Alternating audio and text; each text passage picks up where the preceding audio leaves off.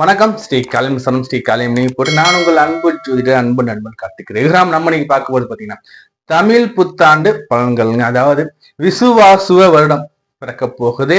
இந்த விசுவாசுவ வருடத்துல நம்ம இந்த ராசிக்காரங்க எல்லாருக்குமே என்ன மாதிரி நற்பண்ண கொடுக்க போது, என்ன மாதிரி கெடுப்பணம் கொடுக்க போது, நம்ம என்ன பண்ணோம் பர்த் சார்ட் வடிவுல பார்க்க போறோம். இந்த வீடியோ ஸ்கிப் பண்ணிடாதுங்க, முழுமையா பாருங்க. ஏன்னா ஒரு ஆண்டுக்கான ஒட்டுமொத்த பிரிடிக்ஷனுமே, ஒட்டுமொத்த ஜாதக பலனுமே நான் இப்ப உங்களுக்கு தெளிவா ஒரு பர்த் சார்ட் போட்டு இதுல 12 ராசி கட்டத்தை போட்டு அதுல கிரகத்தை அமைச்சு உங்களுக்கு தெளிவா எக்ஸ்பிளைன் பண்ண போறேன். ஸ்கிப் பண்ணாதீங்க, இந்த வீடியோவை தொடர்ந்து பாருங்க. நம்ம சேனல் இன்னும் சப்ஸ்கிரைப் பண்ணா வீடியோ பண்ண சப்ஸ்கிரைப் பண்ணுங்க. அதே மாதிரி நம்ம சேனல் இப்போ ஃபர்ஸ்ட் டைமா பாக்குறீங்கன்னா உங்களோட விலை மதிப்பு இல்லாத பொண்ணாலும் சப்ஸ்கிரைப் பண்ணி கிளிக் பண்ணி கொடுங்க. அதே மாதிரி நம்ம வீடியோ லைக் பண்ணுங்க, உங்க ஃப்ரெண்ட்ஸ் லிங்க் ஷேர் பண்ணுங்க. உங்க மேல கருத்து கமெண்ட் பாக்ஸ்ல கூட உங்களோட தனிப்பட்ட ஜாதகத்தை பார்க்கணும் விருப்பப்பட்டீங்கன்னா ஸ்கிரீன் நம்ம நம்பர் இருக்கு, கால் பண்ணி அப்பாயின்மெண்ட் வாங்கிக்கலாம். வாட்ஸ்அப் நம்பர் டெக்ஸ்ட் பண்ணி நீங்க வாட்ஸ்அப் மூலியமா ஜாதகம் பார்த்தா கால் பண்ணி போன் மூலியம் ஜாதகம் பார்த்தா உங்களோட தனிப்பட்ட விருப்பம். நம்ம சேனல் சப்ஸ்கிரைப் பண்ணி வச்சுக்கோங்க. இப்ப வாங்க என் தந்தையின் மலடியை வணங்கி கொண்டு இந்த தமிழ் புத்தாண்டு பலன்கள் எப்படி உங்க ராசிக்கு இருக்குன்னு பார்ப்போங்க.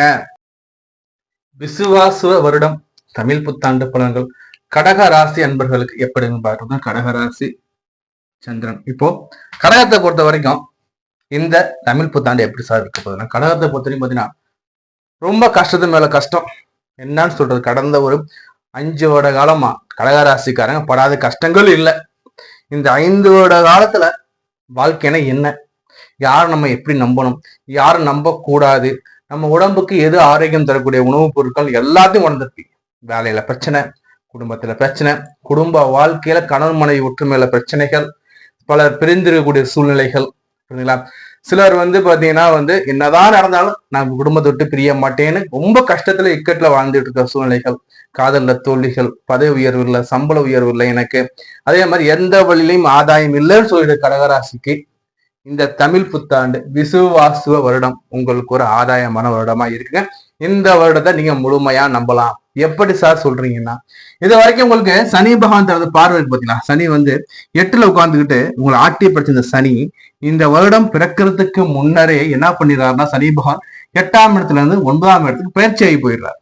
புரியுதா சார்? பாக்கியஸ்தானத்துல சனி உட்காராரே சார்னா ஒண்ணு தெரிஞ்சுக்கோங்க, 8ஆம் இடத்துல இல்லாம அவர் 9ஆம் இடத்துல உட்கார்றாரு. அதுவும் குருவோட வீட்டுல உட்கார சனி உங்களை கெடுக்க போறது இல்லைங்க. புரியுதா? அப்போ சனியோட பார்வைகள் உங்களுக்கு 3ஆம் இடத்துல விழுது, 11ஆம் இடத்துல விழுது, உங்களுக்கு 6ஆம் இடத்துல விழுது. அப்போ சனி என்ன பண்ண சார் போறாரு, சனி லாபத்தை கொடுக்க போறாரு. அதே மாதிரி சகோதர வகையில இந்த பிரச்சனையை தீர்த்து வைக்க போறாரு. உடல்ல இருந்த நோய் நொடி பிணி பீடைகள்லாம் போக்கி உங்களுக்கு இருந்த கடனையும் அவர் நிவர்த்தி பண்ணி கொடுத்து உங்களுக்கு வாழ்க்கையில முன்னேற்றத்தை கொடுக்க போறார். ஏன்னா உபஜயஸ்தானம் 3, 6, 10 பலாம் உபஜய சாந்தம் வருது. அப்போ 3ஆம் இடத்தையும் பார்க்கிறார், 6ஆம் இடத்தையும் அவர் பார்க்கிறார், லாபஸ்தானத்தை சனி பார்க்கிறார். அப்போ சனியால் இருந்த கெடு பலன்கள் நீங்கி நற்பலன் வரப்போகுதுங்க. லாபமென்மை இருக்க போகுதுங்க. அபிலாசைகளை பூர்த்தி செய்ய போறாருங்க. பட் தகப்பன் சார்ந்து சனி உட்கார்றது அப்பாவுக்கு சிறு உடல் உபாதைகளை கொடுத்தாலும் குருவோட வீட்டுல உட்காரும்போது பெரிய லெவல்ல இருக்க போறது இல்ல. இது உங்க தசாபுத்தி ஜாதக அமைப்புக்கு ஏற்ப இது செயல்படுங்க. சரி, அடுத்தபடியா ராகு பகவான் 8ஆம் இடத்துல உட்கார போறார். கேது பகவான் 2ஆம் இடத்துல அமர போறார். கேது அதே மாதிரி பாத்தீங்கன்னா கேது 2ல அமர்றாரு, குரு 12ல அமர்றாரு. சோ அப்போ சார் என்ன சார் பண்ணோம், குரு எனக்கு விரயத்தை அமர்றாரு சார்னா, குரு ஒன்னும் பெரிய அளவு விரயத்தை கொடுக்க போறது இல்லைங்க. தன வகையில மட்டும் கொஞ்சம் ஒரு சில அந்த ஏற்ற இறக்கங்கள் இருக்குமே தவிர பெரிய அளவு இருக்க போறது இல்லை. குருவோட பார்வை உங்களுக்கு 4ஆம் இடத்துல, இந்த குருவோட பார்வை 5ஆம் பார்வை உங்களுக்கு 4ஆம் இடத்துல விழுதுங்க. 4ஆம் இடம் என்னங்க, வண்டி வாகனம் சுகஸ்தானம் இல்லையா? இங்க குரு பார்க்கும்போது வண்டிகள் வாங்குவீங்க. நிஜமா சொல்றேன், இந்த கடகராசிக்காரங்களுக்கு இந்த தமிழ் புத்தாண்டு விசுவாச வருடத்துல ஒரு வண்டி வாங்குற அமைப்பு கைகூடி வரும். அந்த அமைப்பை பயன்படுத்தி கொள்ள வேண்டியது உங்களுடைய தனித்திறமை. அதே மாதிரி பாத்தீங்கன்னா குழந்தைகள் வகையில படிப்புகள் இருக்கும், குடும்ப வகையில சுப செலவுகள் இருக்கும். சுப என்ன சொல்றது, குடும்பத்துல அப்பா அம்மா இருக்காங்க, அருங்கணம் பண்ண அருங்கணம் பண்ணி வைக்கலாம், காது குத்து பண்ணி வைக்கலாம், திருமணம் அக்கா தங்கச்சி நடத்தி வைக்கலாம், இல்ல உங்களுடைய குழந்தைகளுக்கு இன்ப சுற்றுலா போயிட்டு ஏதோ ஒரு சுப விரயங்கள் இருக்கும், மகிழ்ச்சிகள் இருக்கும். குரு பார்க்காரு இல்லையா, மகிழ்ச்சிகள் இருக்க போகுது குடும்பத்துல. சரி, அடுத்தபடியா குருவோட பார்வை 7ஆம் பார்வை எங்க விழுது பாருங்க, உங்களுடைய 6ஆம் இடத்துல அவருடைய 7ஆம் பார்வை விழுதுங்க. கடகத்துக்கு குரு 12ஆம் இடத்துல 6ஆம் இடத்தை அவர் பார்க்கும்போது கடன் தீரப்போகுது, நோய்கள் தீரப்போகுது. இப்படி கடன் தீரப்போகுது, நோய்கள் தீரப்போகுது, உங்களுக்கு இருந்துகிட்டு இருந்த பிரச்சனையும் படிப்படியா தீரப்போகுதுன்னு சொல்லக்கூடிய அமைப்பா நான் பார்க்கப்படுறேங்க. அடுத்தபடியா வந்து குருவோட பார்வைங்கிறது 8ஆம் இடத்துல விழுதுங்க. 8ஆம் இடத்துல குரு பார்வை விழுது, கூட அங்க ராகு இருக்காரு. 8ல ராகு என்ன சார் பண்ணுவாங்கன்னா, ஒண்ணுல கழிவு நீக்க உறுப்புகள்ல மட்டும் கவனமா வச்சுக்கோங்க, டெய்லி குளிங்க, சாப்பாடு கவனமா வச்சுக்கோங்க. அதே மாதிரி வயிறு சம்பந்தமான பிரச்சனைகள் இருக்கும், கழிவு நீக்க பகுதிகளில் பிரச்சனை கொடுக்க ராகு பகவான் ரெடியா இருப்பார். சோ எதிலும் கவனமா இருக்கு. எங்க வயிறு சம்பந்தமான விஷயங்கள்லயும் கழிவு நீக்க உறுப்புகள் சம்பந்தமான விஷயத்துல கவனமா இருந்துக்கோங்க, முன்னெச்சரிக்கையாக இருந்துக்கோங்க போதும். அப்ப இதுக்கு நான் என்ன சார் நான் பண்ணலாம் ராகுக்கு, இந்த வீடியோ முடியும் இதுக்கு என்ன பரிகாரம் சொல்றான்னு சொல்லிட்டு சொல்றாங்க.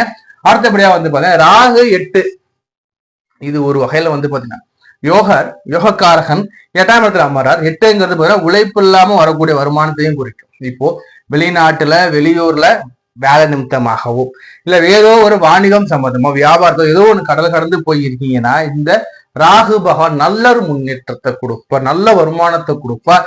அதே மாதிரி பார்த்தீங்கன்னா 8ங்கிறது பாத்தீங்கன்னா ஒரு வகையில நமக்கு யார்கிட்ட கொடுத்த காசு திரும்பி வரலன்னு இருக்கவங்களுக்கு கொடுத்த காசு திரும்பி வர்றதுக்கு வாய்ப்புகள் உண்டு.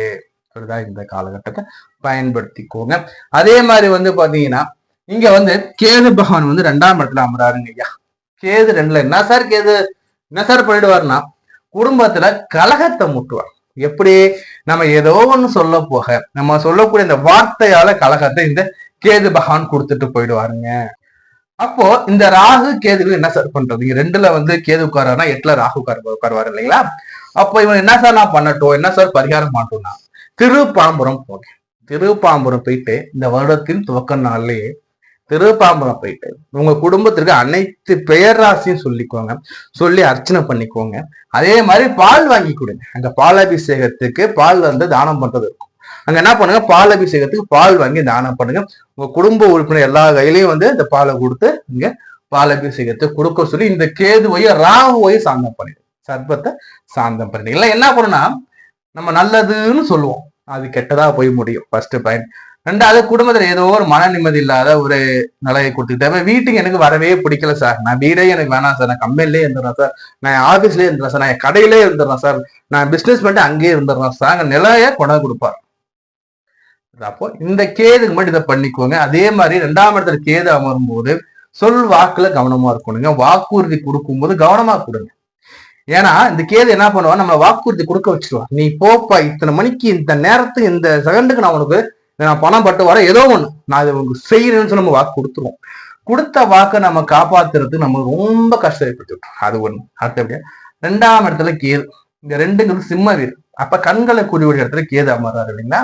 அப்ப என்ன பண்ணுங்க, கொஞ்சம் கண்கள் விஷயத்துல கவனமா இருந்துக்கோங்க. வெயில்ல போகும்போதோ பைக்ல கண்ணாடி போட்டு இல்லை கண்ணில் தூசு போட்டு கண்ணு அலர்ஜி ஆகுறது, கண்ணில் அரிப்பு உண்டாகிறது, இதுமான தொந்தரவு கொடுக்க கேது அடியாரு. ஆக மொத்தத்துல இந்த கடக ராசிக்காரங்களுக்கு இந்த தமிழ் புத்தாண்டு எப்படி சார் இருக்கும் ஒவ்வொரு நம்ம எக்ஸ்கேட்டர் எடுத்து பார்க்கும்போது என்ன சொல்றோம், இந்த ஆண்டு காலம் உங்களுக்கு வளர்ச்சியை கொடுக்கக்கூடிய ஆண்டு காலங்க.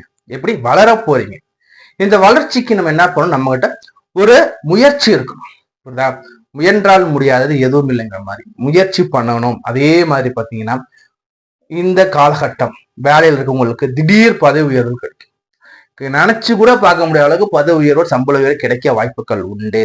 அதே சமயத்துல இந்த குரு பகவானுடைய வக்கர பேச்சு, அது நிறைய இந்த கிரக பயிற்சிகள் வரும்போது என்னன்னா, ஒரு சிலருக்கு எனக்கு வேலை பிடிக்கல, இந்த வேலையை நான் ரிசைன் பண்றேன்னு சொல்லிட்டு வேலையை விட்டுட்டு வர்றதுக்கும் வாய்ப்புகள் உண்டு. எப்படி வேலையில பதவி உயர்வு கொடுக்கவும் வாய்ப்புகள் உண்டு, வேலையை விட்டுட்டு வர்றதுக்கும் வாய்ப்புகள் உண்டு. ஸோ வேலையில கொஞ்சம் கவனமா இருந்துக்கோங்க. அடுத்தபடியா இந்த ராகு கேதுக்கள் எடுத்து பார்க்கும்போது ராகு கேதுக்களை பெரிய அளவு கெடுபலன் இல்லைங்க.